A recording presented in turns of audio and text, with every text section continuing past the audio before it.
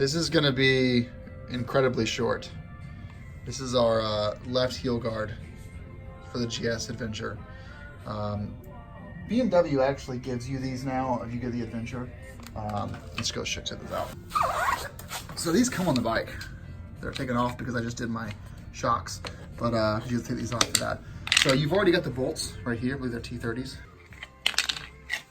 And these were on there. Once you remove these, this goes in its place. It's a pretty cool upgrade though, because it's much thinner and it just looks much better on the bike. Let's get started. So here are the companion bolts that come with this. I'm gonna put a little thread locker on the end of these. And then we're gonna use, it's a T30 to get the OEM bolts out, which we've already done, they're loose. But then a 5mm for the AltRider bit. All right, so we got our, this is the backup. We've got the spacers on, a little bit of Loctite in there. We're gonna put it right into there and tighten her down.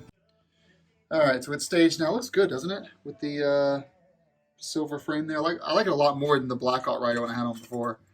So we got our 4mm going down there. Can't over torque these. Well, there's always over torquing, but there you go. So this is our left heel guard from AltRider. And now we're doing the right heel guard. So what you're looking at here is your brake connection. You've got your stainless steel line right there, then your reservoir up top right here. So it's moving those because these are loose. These are T30s. I already removed the OEM guard. Easy to remove. Let's go ahead and pop in the AltRider one. Here it is. This is identical to the other side. The only difference being that there's no A logo for Adam. Just kidding. For AltRider. So we have our AltRider bolts. So the OEMs are T30s. We're going to need a 5mm bit for the AltRider hardware.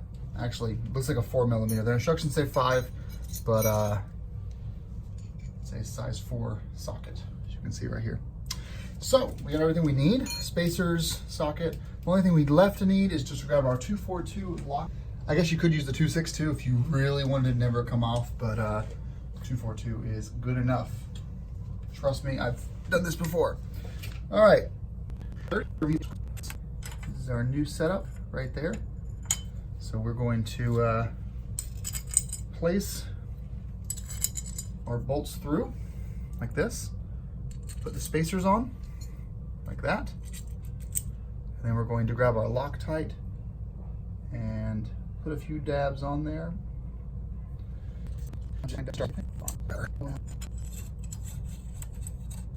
Easy installation, like easy peasy, lemon breezy. And that's it, we're done. Check that out. Really spices things up in the rear. Looks beautiful.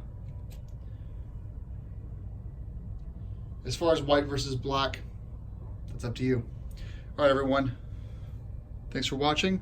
And thanks AltRider for sending me these for a small discount. Really appreciate it.